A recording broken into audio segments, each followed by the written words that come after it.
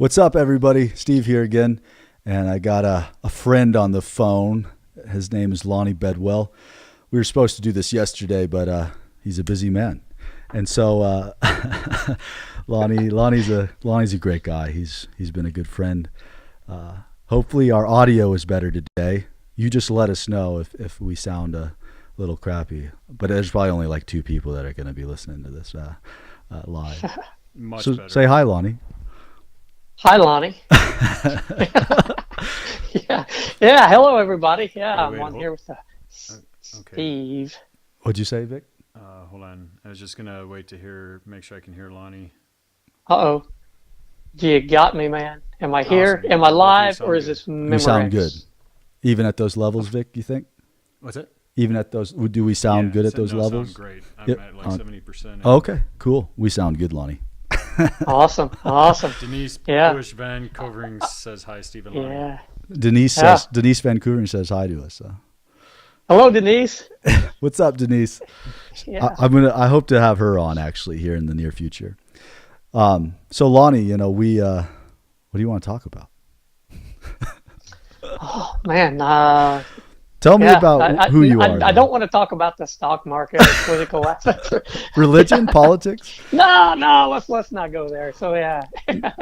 Yeah. Well, tell funny. people who you are, because this is my Facebook page, of course, and I think most of the people know who I am, and I brag about you all the time, on this. Oh man. So, but this is the first time we can have like more of an intimate.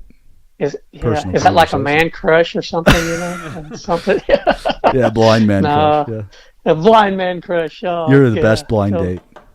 Yeah. Dark humor. Yeah, dark humor. Yeah, dark humor with Steve Baskis. What? Have you been traveling a lot lately, though, man? I've been doing a whole lot of traveling, a little bit. As a matter of fact, I think the last time I traveled, I was out there with you guys on the ski slopes in Crested Butte. We should talk about that. Shredding the gnar. What? Where was that? Where was that? You were there. Do you not remember? I didn't see it. It doesn't exist. Oh man. No, but the Adaptive Sports Center, for all the viewers and listeners. It's a great program there in Crested Butte, Colorado, and we get to ski or snowboard. And Lonnie, tell them a little bit about it. I mean, like what you think, because you put together this cool thing that we've been doing now annually in December, where a number of blind veterans get together and we stay under one roof, and then we get to ski or snowboard every day with great people.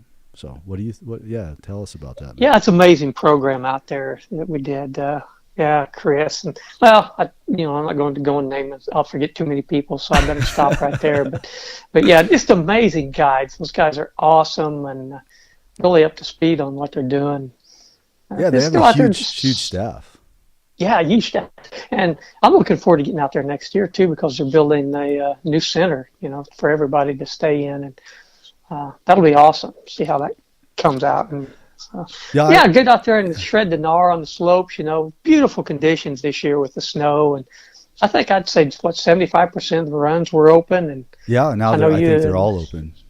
We've been getting dumped on more and more, and so it's been such a better year. December, last year we didn't have barely any snow. They're blowing all the snow. For all those people who have never been on a ski slope, they suck water out of it like a reservoir, and they use these jets to mist the water, and it turns into snow, and they cover that's their money. If no one comes up there, then a lot of people are out of jobs, and so it was a bad snow year last year. It's different this year. Yeah, but as I was kind of going down one of the slopes out there, someone threw a slow sign right out in the middle of me. Couldn't believe it. It wasn't there. I guarantee you, I didn't see it as I was going down through there, and all of a sudden, bam! There's a slow sign, jerks me out of my skis. I Superman down the hill, land on my side, and I had an X-ray done the other day, man, and I have 3 broken ribs. Now you had broke your ribs. So for all the people listening and viewers, when you were doing some whitewater kayaking in the new whitewater center there in Oklahoma City? Or am I wrong? Am I wrong to say that? Did you not hurt your? No, you're right. That's where I initially broke them at. It was 3 days before we went on the Grand Canyon. You trip broke that 3 we of did. them. I broke 3 of them, and I broke them again. Paddled the Grand Canyon with 3 broken ribs, and it was then hard for you to laugh. I remember when we were sitting around the campfires and stuff. Yeah. Then I broke them again on that when I took that hit playing Superman out on the slopes. So, yeah. So I'm getting ready to go skiing again here in Steamboat. So yeah, hopefully I'll be upright the whole time and good to go. You better let these babies heal. You gonna be skiing on your hands? No, it's a good time, and it's unfortunate that you hurt your ribs again, man. I did some Superman falls too when I was there in December. For those listeners, like that tuned in with Tim when Tim was on, we have another my buddy Victor, he's acting like the engineer. He's not going to talk in the microphone all the time. Sometimes he's kind of talking like this, so he'll disappear. But our audio levels were really bad. Hopefully they're better today. When you turn your phone up to 75% or 100%, you should get more level or volume, I should say. But we're trying to work out some kinks and things with the show. I'm sorry that we think, everybody keeps giving me a hard time. You already tested. Why are you testing again? Well, they're giving you a hard time because you deserve it. Lonnie or Vic, are you playing something? Yeah, it played automatically when I was opening up the video, so I'm getting some photos of Lonnie right now so we can pop him up while he's talking. Oh yeah, cool. Yeah, that's right. Yeah, it's a self-portrait of a plunger, I think. And man. so Vic's putting up a photo over the computer we're communicating with, and he's going to just show it you maybe when you're talking. So yeah. So why don't you talk, Lonnie? It's going to be a few minutes yet. I'm still working on it. Vic's working on it. Well, I'm talking now. Photos, man. You're gonna have people blowing out their screens, on their phones or whatever. I don't want to see that on my screen. Boom! Get rid of that thing. What is it? Where'd that come from? Ah! I was just recently contacted by a television production company. Did you get contacted? Vic was sharing something with me, and he didn't know that I was contacted too. Were you for that History Channel thing? Yep. Yeah. Did you sign a contract? I didn't do anything. No, I didn't. Whatever. You're lying to me. I bet you. No, I'm not. In like 4 months, you're gonna be on the History Channel. This show. No, I didn't do any. Okay, I didn't sign any kind of contracts or nothing. So no. But did you do the casting call or? Yeah, I did the casting call with them just to see what it was about. And I wasn't smart enough. I wasn't smart enough to ask them really details from their end, Oh, so yeah. I'll just throw it out there. So. I was too slow. Have you done that yet? I've been asked 3 times the past 10 years for different things like that. But I'll be honest. I'll tell everybody listening out there, I'm not so interested in TV. I don't watch much of it. Oh, yeah. Was that television? Television, man. What is television? Everything's on demand now. Who watches TV? They watch their phone or iPad or tablet or something, right? Yeah. That's where the site is. I didn't realize that was a television show. I don't know if it was a television show.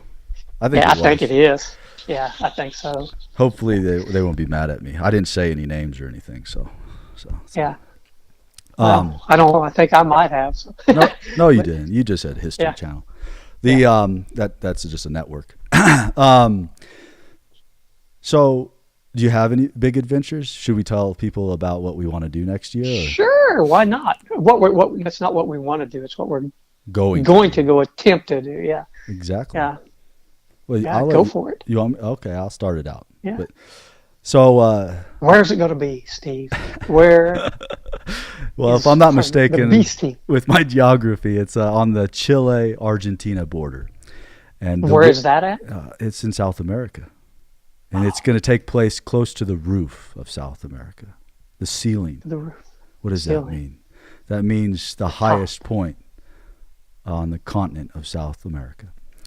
What is it? It's Aconcagua, right? Aconcagua. And so Aconcagua. I need to look at the spelling. Just shy of That's 23,000 feet, yeah, right? just a little bit under, I believe. Vic, can you Google that and show that? Yeah. Show the mountain. Why don't you just show the mountain?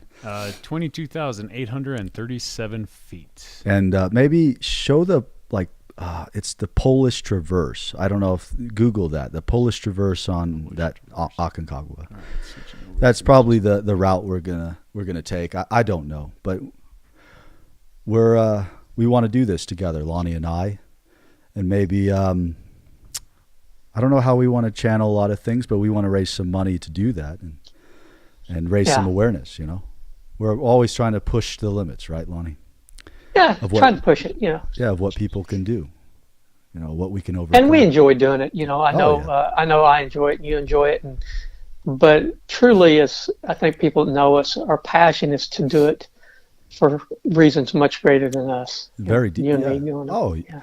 It opens doors, right? Yeah. For people that maybe think they can't do something, and I've heard it many times, and we say it, moving is living, and you meet people like Lonnie, you understand, and I'm sure many people out there, we run into people all the time that are going through hard times or have gone through a traumatic change in their life. And I remember 10 plus years ago, for me, when I met some people I guess I could speak of you, Lonnie, like someone like yourself, it made me think about my position, the challenge I was in. And so I think climbing big mountains, you can use it as a metaphor, but it's a journey. And in that journey, climbing to these soaring summits, you learn so much about who you are. There's blood, sweat, tears, and you do it with teammates. And like I say all the time, I'm quite literally guided through life. So, yeah. So I think this endeavor of climbing, South America's tallest mountain is going to be a remarkable thing. And maybe because we're doing, between now and then doing this show, we'll attract some more and maybe people that will come and join us. I don't know, unless we're dead set on keeping it a small team, I think that'll depend, right? Right. Yeah. It'll kind of depend. And I know it's going to be relatively small no matter what, even if we incorporate a few other folks, it'll still be, somewhat small, but it'll be fun. And in fact, I enjoy, like I said, going and doing this with you and with other people. When you go out and do it by yourself, it's fun at times too, but I just enjoy doing it with others because it's not such an anomaly of one person doing it. So, if you will. I agree. Sorry, I was readjusting, so if you're hearing me bump, my eyes are watering. But the what's left of my eyes. You're crying tears. It's tears of joy from you hearing the sound of my voice. I know, right? That's what it is. Oh, it is. It is. I Lonnie, you make me smile. Yeah. People are like, what are they talking about? Yeah, no kidding. Kind of like my dad says, they, when you care the very best, you send the Hallmark greeting card, and they make community or humor cards too, so joke cards. That's kind of what it is. I was gonna say, what is the worst thing you can do to a blind guy? But that's probably not a good joke. Besides rearrange the furniture and line the hallway with doorknobs and yeah. Do we have any listeners, Vic? Hold on Facebook? Some technical difficulties here. Facebook. If we did, we probably lost them. Facebook. It's like Italian or something. I don't know. Yeah. Yeah, you got 5 here. 5. Oh, okay. Oh, cool. Give me 5. High five, man. High five. High five. You crazy, man. What? So maybe we should talk. I should ask you some questions that you're probably asked, or maybe think of some questions that you're not asked. You live in the Midwest, and you grew up that way, but not around like big rivers, and you've become this big paddler in the blind. In the paddling world, forget blindness, forget that. So people don't realize Lonnie, the guy I'm talking to here on the phone, I don't know if Vic has a picture up. he's the first blind person, more or less, to kayak the entire Grand Canyon, the Colorado River. And I have known each other now for some time. But the thing is, when I met him, I was climbing mountains, and he was asking me a lot about. We should tell that story. You love telling that story to give me a hard time. Well, I'm gonna let I talk enough. Let Lonnie talk. You go ahead. No, keep going, man. Yeah. Keep going. Okay, keep bragging on me. I'm not used to this. Most of the time, you're giving me a hard time. Now. Whatever. Don't tell people that. Wow. What, Vic? What'd you do to this guy, man? Yeah. No, Lonnie's adventured and done many things. He rock climbs. We were ice climbing in December too. That's something we failed to mention. We were ice climbing in Lake City. These like 60 plus 80 foot cliffs, frozen water. I mean, can you imagine what that feels like? And it's an amazing thing. And Lonnie, how old are you? Last time I looked in the mirror, I was 31. Last time I looked in the mirror, I was 31. Well, you make me think you're like 21, but yeah. Yeah, 53. I'm whopping 53 rocking. Years old. He's 53. Lonnie Bedwell's 53, and he's climbing mountains. He's climbed the tallest mountain in Africa, Kilimanjaro. He's climbed all over Colorado. He's climbed Devil's Tower. Where is that? That's Wyoming, right? Eastern Wyoming. Eastern Wyoming. Yeah. And he's done a lot of things. He's kayaked the Zambezi in Africa, which is a river in Zambia, right? Am I right to say that? Yes. And he's kayaked a tremendous amount of rivers in the sense of kayaking sections where there's whitewater all over the United States. So I'm bragging about Lonnie, but it's rightfully so. And I'm glad that I can share like this, like we can talk, Lonnie, like this, because this is not a norm. Like we have these conversations. It may be a little different because we're on the air, but we talk, we meet together and to do adventures and things all over the country and the world. And so to have this opportunity is kind of cool. And I want you to talk about that, like about your kayaking and stuff if you want to. Yeah, it's cool. Like I said, I just feel just so privileged to be given so many opportunities to do all this stuff and be part of the BEAST team, the Blind Endeavors Adaptive Sports team. Yeah. Well, it's something true, I guess. Yeah. Yeah, you're a beast. I think it's true. Yeah. So it's pretty cool to do all that, but it's like you said though, Steve. It's opportunities that we've been given to do this stuff, and I was doing a radio interview.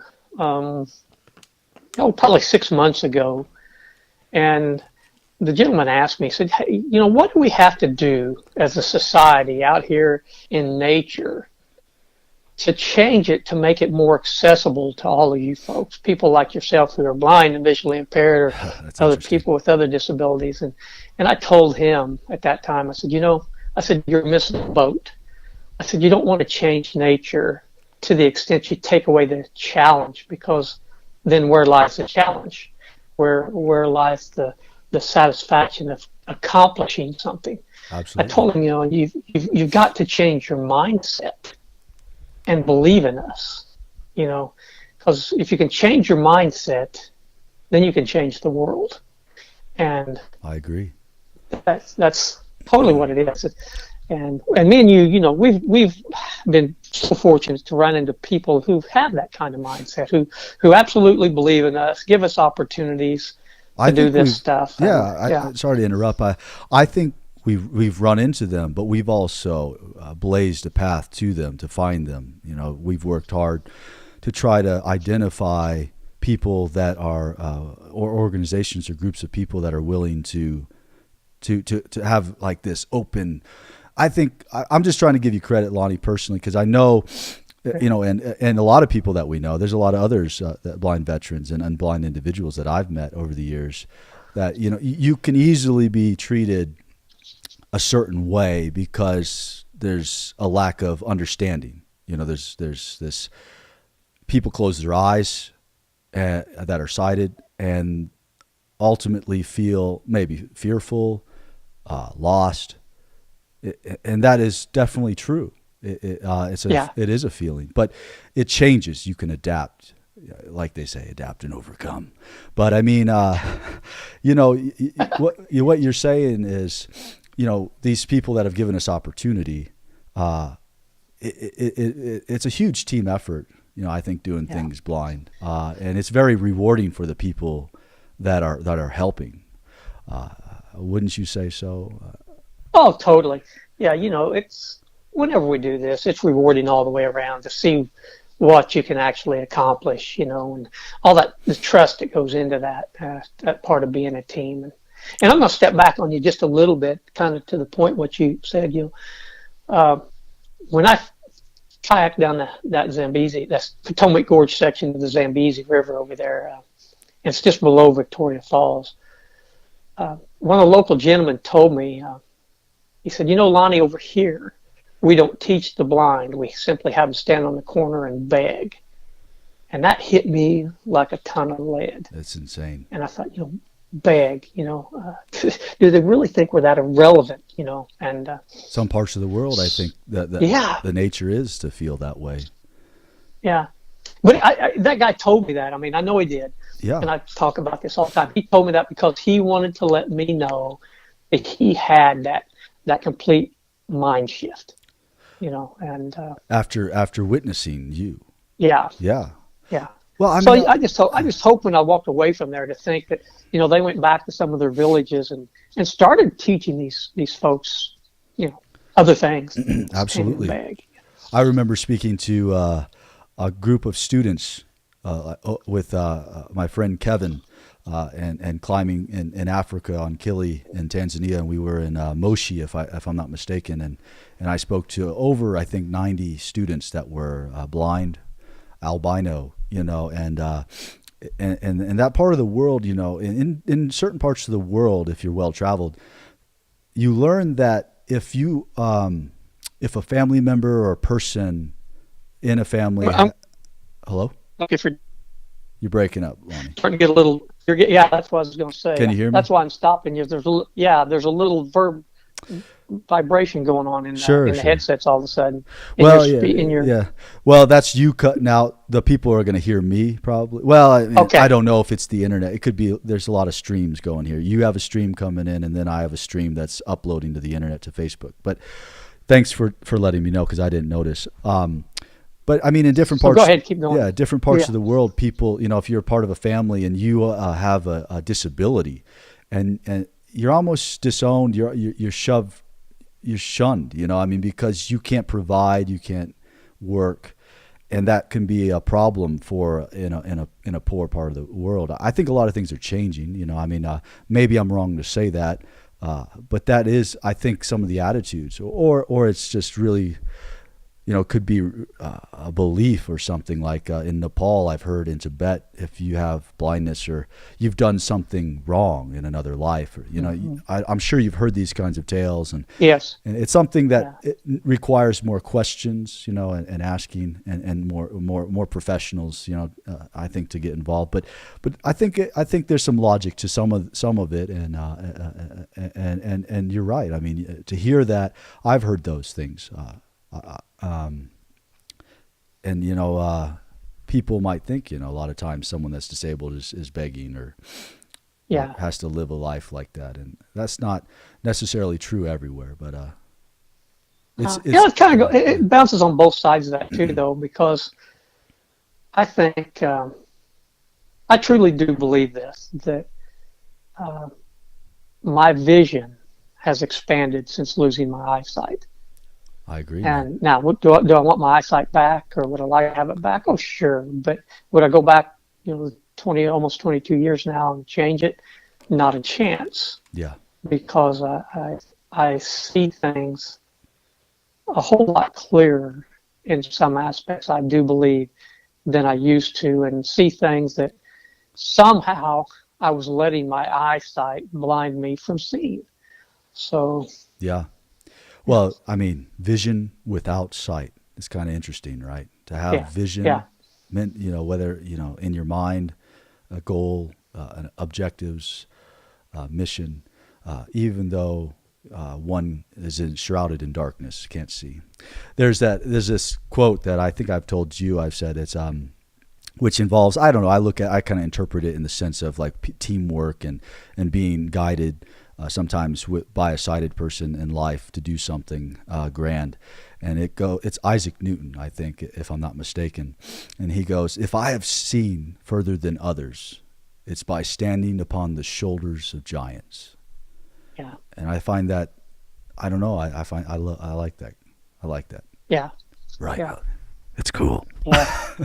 It's cool. But yeah. That's why I stand on your shoulders, man. That's why I like standing on your shoulders. You didn't tell the story though about how we met. Oh, yeah. Physically in person, you know. Yeah. I've never seen you, so I don't know if I can say I met you. Do you exist? Is this just? Are you just a myth? I think someone just. I'm a legend. Playing tricks on us, you know, and just your Memorex all the time. People are just putting out there their alter ego. You're just a floating orb, you know, some sound. Yeah. No, it's the Lake Shore Foundation down in Mississippi, and Mississippi or Alabama, right? Huntsville. Was it Alabama? Is it Huntsville?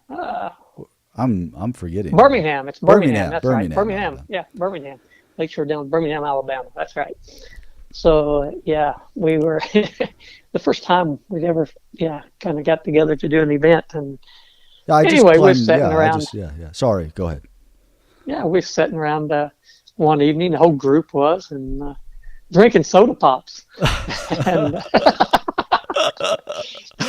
it's coming. It's coming. Yeah, and I was in charge of handing out the soda pops, and Steve, he said, "Okay," he said, "I'll tell you what," he said, "I'll drink as many soda pops as you drink." So, like, all right.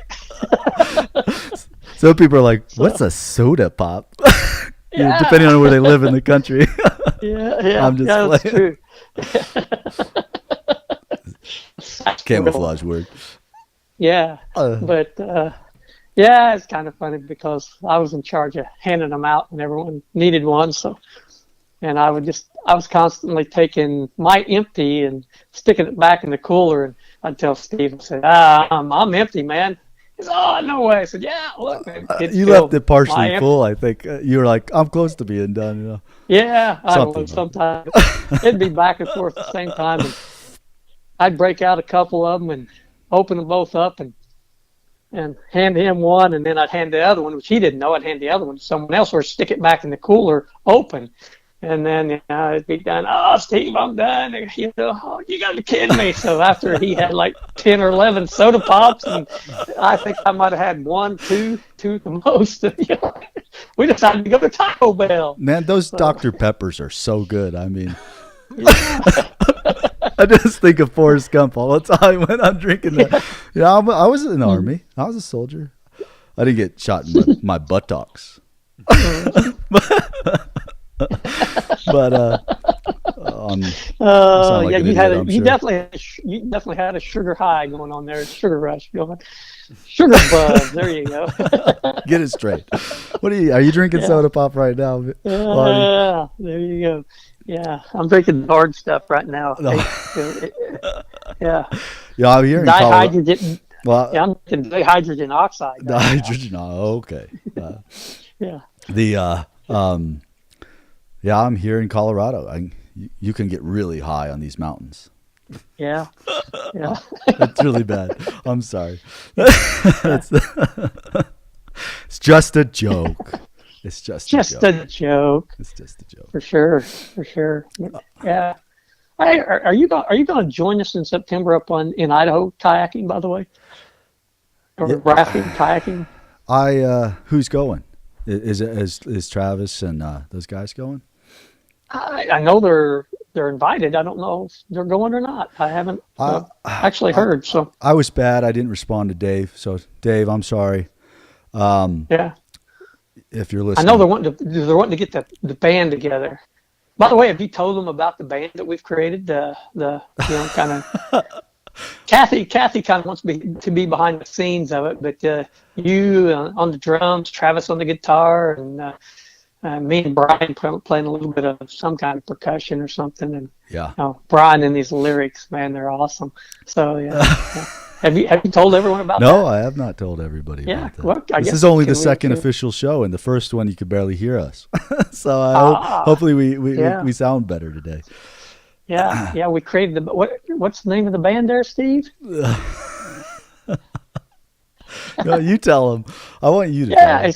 Yeah, it's Underwater Records. It's Underwater Records.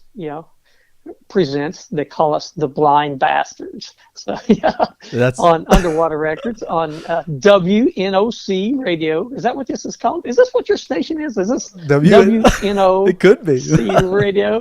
This is Facebook Out of Sight Radio. Out of Sight Radio. That's a good one. Yeah. Which we could spin off that and talk about Out of Sight, for Mr. Joe Mornini. But Joe Mornini, Blind Bastards. I wonder if he'll listen to this. No, it's real cool. We played music down the river every night. I would have to say, 226 miles of the Colorado River is what we kayaked with the organization Team River Runner. And, Lonnie spearheaded a lot of it. Joe Mornini, the executive director, spearheaded things. But it took a whole team.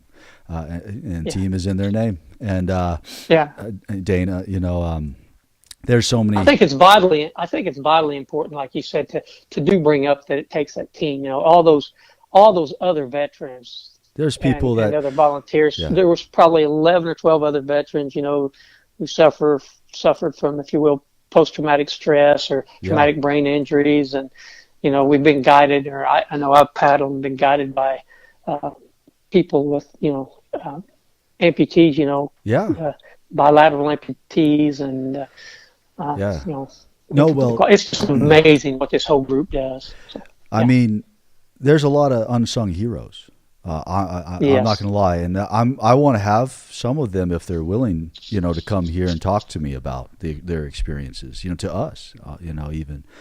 Yeah, buddy. And Mr. Russ. Mr. Russ. Buddy. Yeah, buddy. Hopefully, maybe he'll listen to this and he'll get a chuckle. He was saying that the whole time. In every recording, you can hear me, yeah, buddy, or like I'll be kayaking behind you, or you're in front of me with my teammates, or I'm with my teammates, and I'll hear, yeah, buddy, go, right. I wish we could play the video, man. We're gonna get to the point where we can do that. Are you there with us, Vic? Yeah, man. Vic? Yeah. Is Vic ever there with us? Maybe I was just over there. Sorry, You're fine. Trying to get a photo of that Grand Canyon team there. Oh yeah. You've been putting stuff up though. Mainly photos of Lonnie's beautiful face, and photos of him on the Zambezi and Grand Canyon. Cool. So, but I'll see if I can find a team photo of the Grand Canyon there. Yeah. Hey, did you put up that cool photo? That one. There's one really cool photo. They say of me on Devil's Tower where I'm going up that chimney section. Did you ever find that one, Vic? That's a cool photo. Yeah, if you can find it, just throw it up there. Yeah. I like that one. Because I know where they said they took it. You like the colors in that one, right? Oh yeah, they were amazing colors. Yeah. Brilliant colors. Just kind of like you, Steve. Kind of brilliant. So, do I blind you? Am I that blinded? I'm blinded by the light, man. I'm blinded by the light. Man, it's horrible. We're gonna Wrapped get in up trouble. We're gonna get in trouble by people. How many are listening? I'm sorry, I'm asking Vic a lot of questions. Two. Of course, when I step away, you got 5 listeners now. I think I've seen as many 5. as 7. Okay. Got That's better than last time. Comments on there. 7 comments. Are they good don't comments? Don't give Uncle Good for nothing a cowbell. Don't. Oh no, Cousin Carl. Cousin Carl. Cousin Carl. Yeah. He was watching too with Tim like a couple days ago. Yeah. He's badass. Let's talk. Why don't we give a shout out to Piece of Adventure? Yeah. Piece of Adventure. Big time shout out to Piece of Adventure, man. Tell everybody about Lonnie. Yeah, we've his kind of niche there is to put veterans together with civilians, if you will, or non-veterans, but that's the way I'd rather put it, and veterans along with similar disabilities together to kind of work together and mentor each other. And it's such a cool, amazing program that he's done. And I know myself, and I think I know Steve, you did a little mountaineering with him out in Colorado and kayaking with him as a guide up in Montana. And I just know him as a friend. As a friend. And then, I just went mountain biking with him out in North Carolina just a little bit ago. And a couple of months ago, I guess. Mountain tandem biking. Did you go solo? Yeah, mountain tandem. Nah, well, not yet. You're working on that. I have went solo with cousin Carl once. Me too. Actually, it's Kyle Thomas. I gotta say Kyle Thomas is his true name. I call him cousin Carl. Whoever meets Kyle, they'll have to ask him about his 3 alter egos. He's got a couple. Yeah. Would you like some coffee? You want some coffee? Yeah. he wrote that in the comments last show. He's a good guy, and I wanted to bring up Piece of Adventure because he started that, and I know how hard it is to try to start something, and I'm still dealing with that. So with Blind Endeavors, but yeah, man. Good old Kyle. Yeah, and that, by the way, let's say I love the spin on how he says it. I want to put that little punch out there for that. It's because it's PEACE of adventure. Good job. And good spin Makes off of there. Sense. So you got to have a piece of adventure, man. Vic, you still there? Yes, sir. So who else left a comment or statement? So let's see who else we got up here that was leaving. Got 8 watchers now. We got 8 people. Kevin Bitbender. Hey, Steve. Oh, Kevin. Well, brother. Yeah, he's love to have you come back out and do some Nordic skiing. Yeah. Scott. I love Nordic skiing. I can't pronounce his last name. Janicki. Hey, Baskis, the walleye ate biting here in Minnesota. Minnesota. Michael I wonder if he's driving his truck out on the lake yet. We went. Him and I and a good buddy, Ski is his name. We went ice fishing on Lake of the Woods. Man, it was. I think I was doing better than the guys that came out and fished. You'll have to ask him if it's thick enough to drive their trucks out on yet, or just. I'm sure they're ice fishing by now. But it's January. Yeah. It's the Canadian border. Yeah, I'm sure it probably is. So. We went 15 miles out. I think 13 miles out on a a bombardier, which is like this. It's got skis in the front for the steering and the tracks in the back, and it's you're if you've never done it, which a lot of people probably won't, and they don't care to because it's cold, very cold. But you go out on this lake, right? And they cut holes in it. But once you get to the fish hut, it's really warm. They had satellite radio. And we had beds, and we had our soda pop, and so. Do you call that glishing? Is that what you'd call that, glishing? Kind of like glamping? Is that what that would be? I would say we could create some new technical jargon for it. Do you need to get that, Lonnie? Do you need to let us? No. Go? No. But yeah, I think that's cool that these people are chiming in and listening. Yeah. Now think about the fishing. You guys remember you and Vic fishing here at my house? It's the little pond. Yeah. Yeah, that kind of cracks me up. Vic really loves the fish. He's scared of. People have this phobia of fish. I wonder if someone could tell me that. Google should. Vic, you should Google the phobia for fish. I'm sure there's some name. Where are you? He stepped away. He stepped away. Oh, he's back. Oh yeah, hey, Vic, you just love fishing, don't you? Oh, me Vic? too. I'm getting hungry as well. We should order pizza. No. You have it delivered to my address. BR 549. Don't tell everybody your address. No. BR 549. You don't even remember that, do you? You know what BR 549 is? You young puppy. No, I don't. BR. That sounds so familiar. Yeah, it's on. What was the show? I'm losing the thing. With Grandpa Jones and. What is that show? I can't believe I forgot the name of it. I'm sure people know. Leave it we're in not the ones comments. go around spreading rumors. Really, we're just not gossiping kind. You'll never hear one of us repeating gossip. So you I know what sure you're and talking listen about close now. I the just don't first remember the time. name. Yeah. You're crazy. You're crazy. LOL. So, Yeah.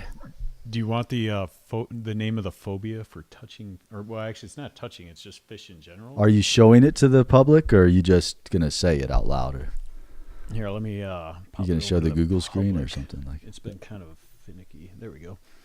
Fear of fish, or I don't think I can pronounce this. Ichthyophobia.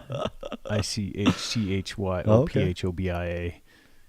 Ranges from cultural phenomena such as fear of eating fish, fear of touching raw fish, or fear of dead fish, up to irrational fear, specific phobia. Okay, that's enough. Yeah. See, that's where you're at, isn't it? The irrational fear. The irrational fear of touching a fish. Yeah. It's those googly eyes. Just close your eyes like me. Like me. slimy. It helps me. Were you telling a story on how you had to take the fish off the hook for me? I didn't actually say that. I wasn't gonna completely spill the beans, but It's okay. I admit my fears. Is there could I have a snack, man? Yeah, absolutely. I guess over here, I'm starving. Let me just switch cameras over. Okay, yeah. What else is you've been kind of up to? Well, like I said, I've seriously been. I'm getting ready to start doing a pretty good little house remodel thing. Going to redo my living room and kitchen. Getting ready to strip the walls down, and because it has old paneling on it, and hang some drywall and tear out part of the wall to kind of a pass through, and redo the floors and the counters, the cabinets, and so this project, for me is going to take, I don't know, a good long time, but I'm looking forward to tackling it. So like I said, I might have to shoot you guys some photos every now and then and, show you the progress on how it's next all time going. you come back on the show. Yeah. And I've been helping these kids. I'm sorry, but I've also been helping. They've got a program called Building Trades back here where they take the high school juniors and seniors out half a day and they start building a home. And I wired the house and showing these kids how to do the wiring and how to drive a nail and stuff. So, but yeah, it's pretty cool. It really is. What is it? Oh, okay. Thank you. Yeah, that is cool, man. Sorry, Vic was putting something in front of me to snack on. What kind of crackers are these? The kind you eat. Is this paper? What's the name of this, Vic? Where did you get these? This is it's like paper. You need your fiber. You just need your fiber. Just whole grain crisps. By who? 34 Degrees Crisps. 34 Degrees is the name? Why 34 Degrees? It's the latitude of Sydney, Australia, where we first discovered the delicious thing. I don't know. Do you need a soda pop? Right? For your cracker? What's that? Apple chutney cheese to the left of it. Okay. You're interrupting the show. I'm just playing. I'm playing. Lonnie. Yes, sir. Yeah, no, that's cool, man. All those projects, it's cool that you work on that kind of stuff. Yeah, getting ready, kind of work on a little turkey hunting event that'll be coming up there again. I go a little snow skiing this next week in Steamboat Springs. So anyone out there that wants to see, come and join some of us out on slopes in Steamboat. When will that be? The 24th, 5th, and 6th, I think. Why don't you talk to people, since we've been talking about skiing, how that works? Yeah. It's so cool with this adaptive stuff. We talked about unless you don't want to talk adaptive about sports centered in Crested Butte, and we talked about Steve and Joe. The cool thing about this stuff is the adaptive thing, and you get Kyle, like you said, and all these organizations. how we all do it somewhat differently. You know, with me, as you well know, Yep. I like to chase the cowbell. They literally ring a cowbell in front of me, and that's I just kind of chase Uncle it down Carl slopes. said that. Sorry for interrupting. Go ahead. Yeah, and you chase sound. The traditional thing, the traditional way of skiing with a blind skier, I guess, is when you get started. There's so many different ways to do it. From holding a pole out in front of, say you're in the middle of two other people and you're all holding this one long pole, and you start skiing to where you have tethers on you, to this new thing. It looks like a walker with skis on it. They call it a slider. I seen that introduced to somebody this time. That's a really neat device. And then you kind of go from there to the traditional way of guiding someone skiing behind you, calling out your commands, and left turn and right turn. And hold. Just so you know, Lonnie, I am showing a video of you skiing that I found online here. Just a heads up. It's just muted. Talking about it. I guess it's just muted. Right? That's cool. We can do videos. We just muting it. Hey, Vic, you got that 360-degree photo done or video done? Oh, we have those compiled. I got them downloaded. They're not uploaded though into YouTube. Running a little behind. That's all right. Been busy. We've been no. So the 300. Yeah, I told the people listening to the show, like right now, because this is Facebook Live. This is my show, Baskis 360. This is a sneak preview with Lonnie, and I plan to be more consistent in February, and have doctors, scientists, researchers, people that I'm fascinated with come on the show and have conversations. So, but I'll have a lot of my friends from time to time, and Lonnie hopefully will come on here and co-host with me, and we'll drill people, and then hear the pros and the cons, and yeah, man. And so, Lonnie, I guess Vic has been able to show videos. Just we're having trouble doing it with the audio because we have to fix that. But yeah, if there's something you can think of, Lonnie, he can always bring it up. Yeah. But the and left and the and right, those are like preparatory, right? And is you prepare the blind skier for turning, and then the command is given to you, left or right, and you turn. And so when Lonnie is describing that, that's someone might have a radio or they're shouting at you, but you can hear them. They're skiing behind you and they're watching you, and they have you they go and left, and you learn all the same skills, the techniques that a skier would learn. Doesn't matter if you're sighted or what. You just a lot of verbal communication in that sense, and that style of guiding. But yeah, you like to chase sound, and so do I, and that's how we kayak the canyon too, right? Yeah, is following audio, verbal cues. It could be on me, tip left, hup, hup, hup, and they're just like almost a sound reference, and we're trying to stay in their silhouette. That sound funnel, as I call it, and right behind them. And we have two extra guides, a secondary guide and a sweep, as I've kind of looked at it, and maybe some of the other teammates, and they're there to intervene if necessary. Yeah, then you get someone like Russ who tells you, go left, and he's going right and dumps you into this massive hole. Why'd you put him in there? Yeah, I know that's what happened to me in House Rock. You guys all went right, and you went middle, and I went left, not on purpose. Yeah. But it was I was baptized, and so it was like a hole that I don't know. I mean, maybe a Greyhound bus could go in. I'm not sure how big it was, But yeah, I'm sure it was a big hole. It was one of the little Hot Wheel car Greyhound. Hot Wheel car Greyhound. That's wrong. That's true. Hey, wrong. Going back though, I mean, going back to Cousin Carl, we started to talk about it, but didn't about trying to not bike on their own bike. But you remember when we was down there with him, and we took the zip tie to the frame of the spoke of his bike, and that's what I was saying. I was riding in front of us. Yeah. Yeah, we rode solo on the bikes. Yeah, we riding our own bike, on our own bikes, following sound. You know, it's like when you're a kid, you stuck a card. You were breaking up a little bit, so hopefully, maybe I was too. But for our listeners, Lonnie was saying that we were riding these bikes solo behind a sighted person who was on his own bicycle, and he just had a card in the spoke, you know, like you'd like to make noise. And we were just following that around the parking lot, you know, and we could have rode anywhere probably, really, to be honest.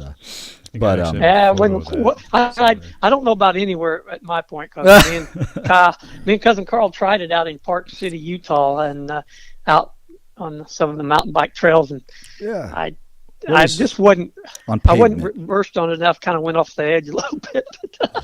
It was different. Yeah, it was fun. Yeah, well, you know, it's challenging to do things blind, and you're adventurous, and I feel I'm the same way. And sometimes people might think it's risky or that's not right.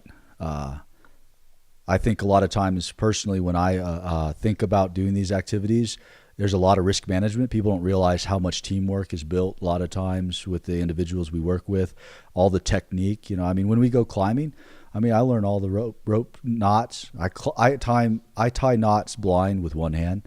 So figure 8 traceable, bowline, fisherman, these knots that people know. I try to become a crucial asset to the team. You know, a person that's part of the team. I feel you're the same way. You don't want to be dragged around. You don't want to be treated like you're a baby. Sometimes it can be hard if it's a new teammates and a new place, but that's what's so cool about these kinds of activities. It helps you reestablish a new normal. And so for someone that's lost their ability to do something like sight, when you're physically challenged and you go out there and you climb these mountains, you know, it can be something not so intense too. It allows you to reestablish a normal. And that's kind of what we try to do with my, Blind Endeavors, is what we want to do with people is help them reestablish a new normal or make them aware of what is possible. And these organizations that we've been speaking about, Piece of Adventure, Team River Runner, and many more, Adaptive Sports Center, they all provide these opportunities for people to grow. And if you have someone that may need that, that's a veteran and even a non-veteran, a civilian, like Lonnie was saying, look these organizations up, take advantage of communication and the internet, and make a difference in someone's life, because there's people out there and organizations out there that want to do great things for people. Sorry, Lonnie. It's so true. You know, I think, and we've kind of touched on this already a little bit, but I'll go back to some, and it kind of goes where you're at. I know when I first got hurt, my parents were telling me, no, you can't do that, you can't do this. And I remember when I got up on the roof for the very first time, my dad was like, let me get up there and do this, clean your gutters. And I told him, I said, no, Dad. I said, I always did it before. I can still do it now. And I'd like to go and talk to a lot of caregivers and parents of kids and just people in general, and let them know that we want to get outside that box, as me and you like to describe it. Get outside the box, outside of the cage that they want, the safe little cage that they want to put us in, so that we don't get hurt anymore, which we respect that and understand that, but yet I don't think they realize that by insisting that you stay in this little cage, you're not letting us live life. It's just an existence instead of living it. And no, it's so it's those down those walls, if you will. It's this instance of wanting independence. It's so funny, it's a complicated thing that people that are in this position where, especially if you lost something, think about quite deeply. And I appreciate talking about this publicly, because a lot of times the conversations aren't public that we have, and it takes a certain someone to talk about these kind of deep things. But I remember feeling so broken and lost, and I do too still from time to time. People see the great things that we've accomplished, that I've accomplished, but it's been challenging. I know it's been hard. I've grown as a person, a blind person, the last 10 years, and I've been depressed, I've been sad, I've been happy, I've been up and down. And I remember laying in the hospital bed, asking my father to bring like a flashlight over to me so that I could sit there and try to flash light into my eyes, because I have no light perception. I'm completely blind to this day, and Lonnie is as well. And it was a sick feeling. I felt like I was falling into nothing. I felt like my life too was damaged, and it was. It is. But I think over the years, like some of my buddies, like people that I've met over the years that have inspired me, have driven me, because guess what? People tell me I'm inspirational, tell you that you're inspirational, Lonnie. A lot of people inspire me.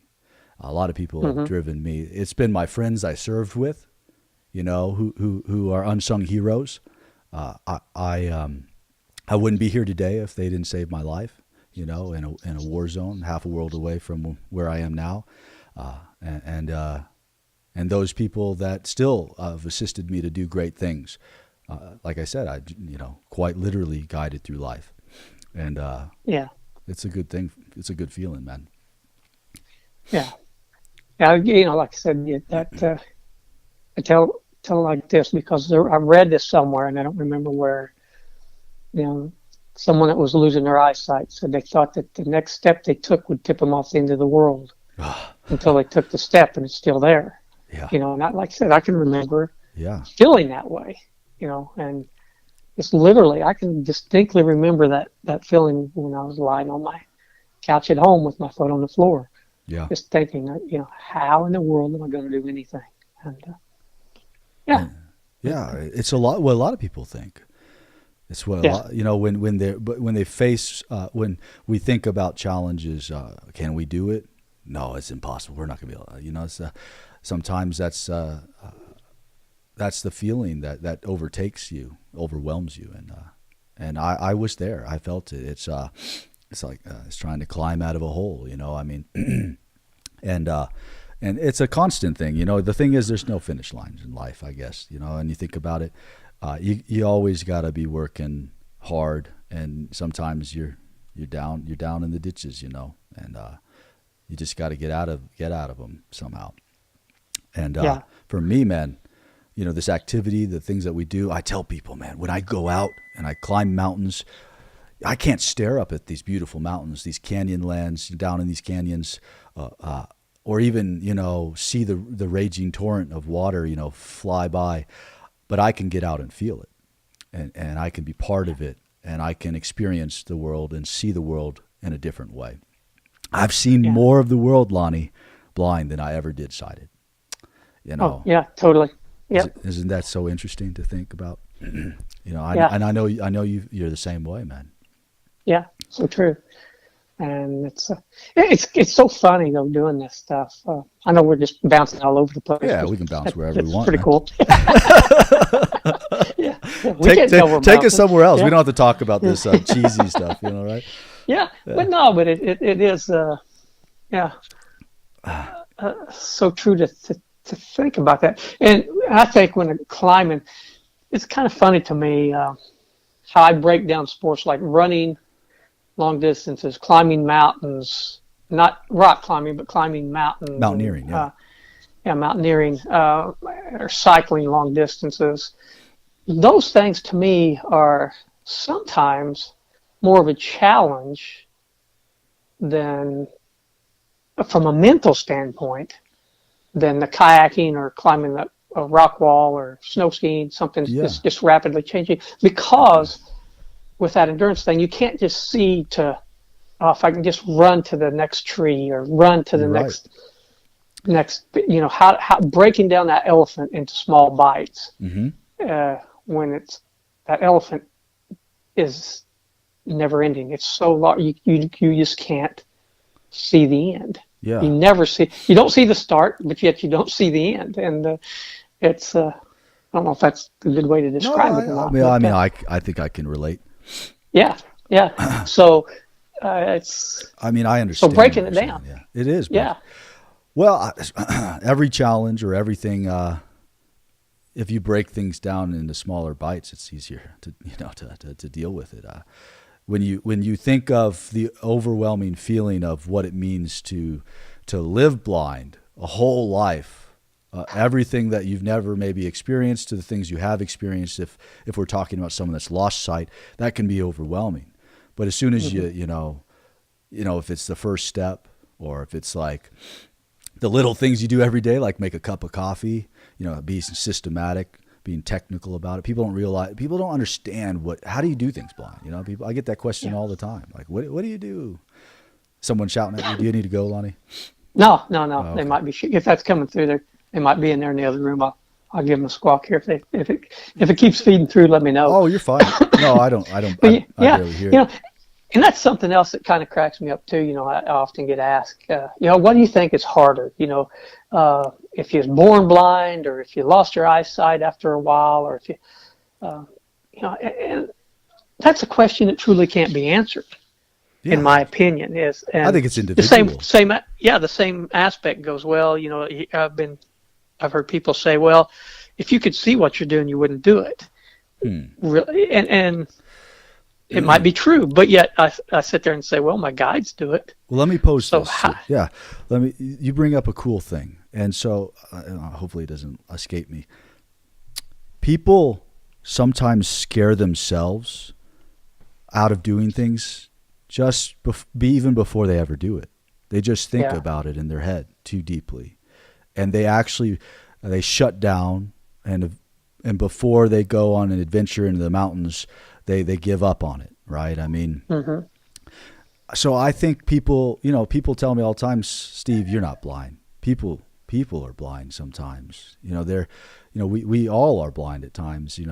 We can be blinded in our mind or vision. Physically. But I mean, it's kind of interesting to think about how you can. A lot of things are mental, of course. So I think more than this mind over matter. I mean, but yeah. And if you're like me, you don't have a mind. It just doesn't matter.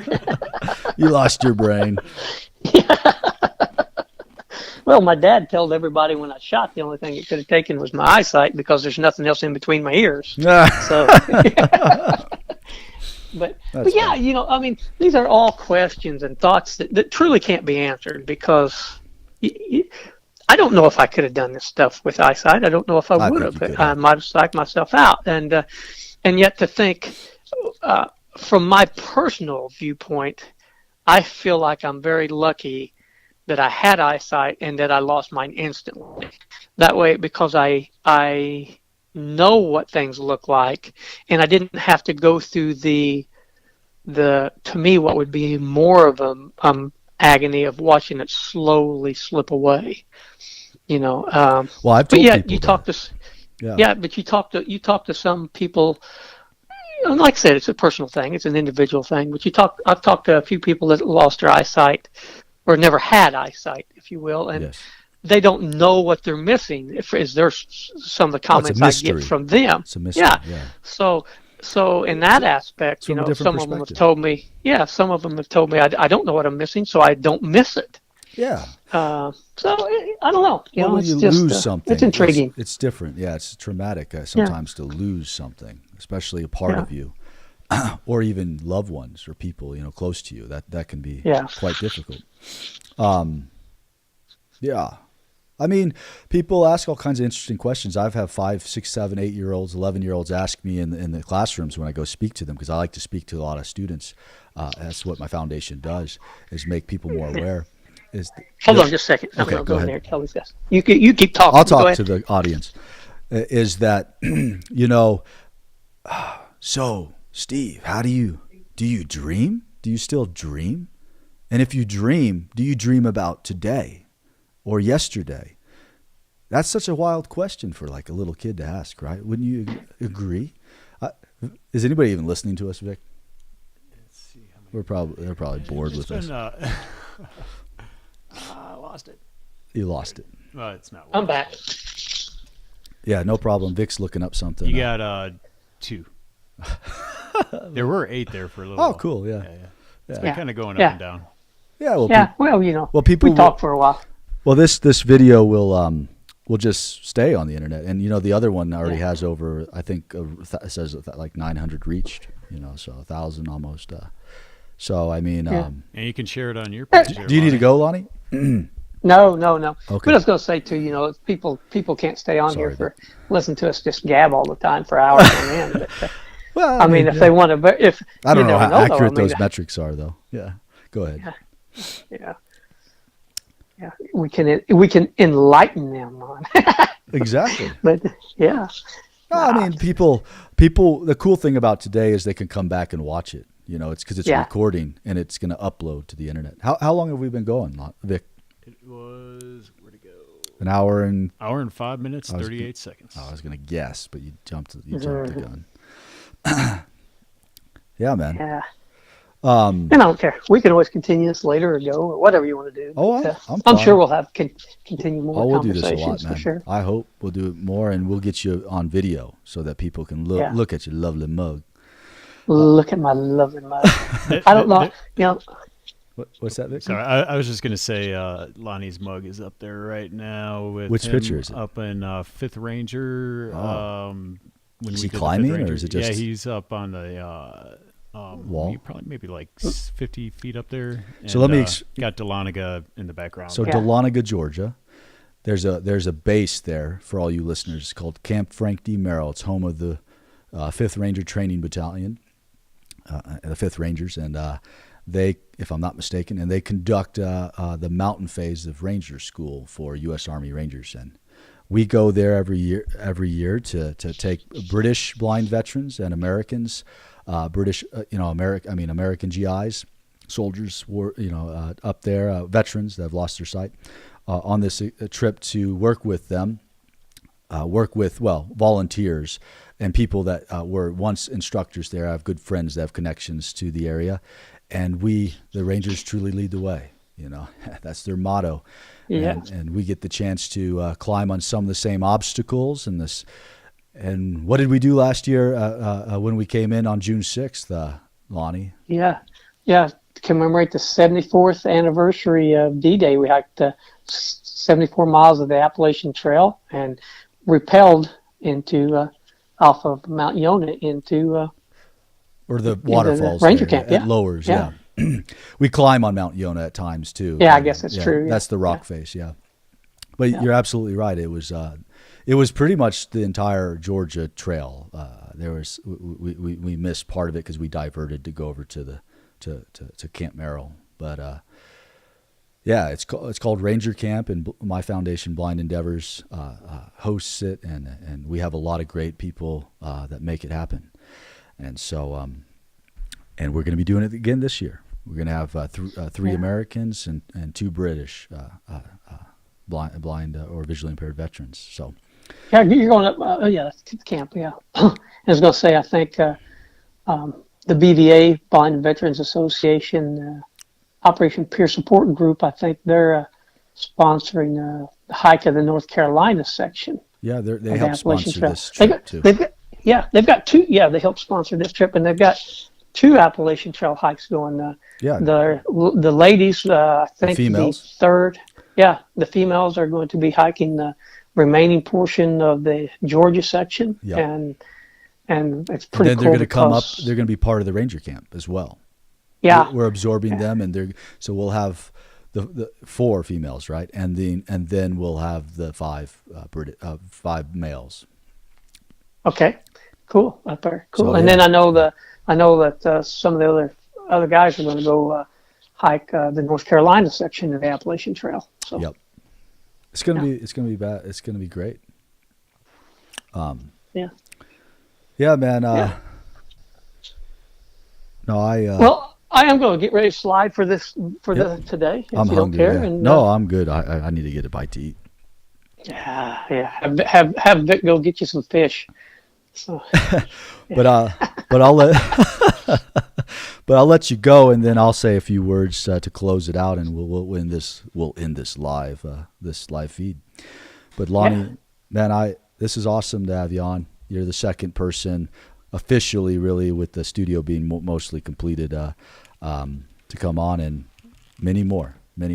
Yeah, cool. Thank you, man, and my brother, and I appreciate it and look forward to doing it a bunch. And you and Vic, have a good one. All Catch right. you soon. Take care, Lonnie. Later, guys. So thanks for listening, everybody. My name again is Steve, and this is Baskis 360.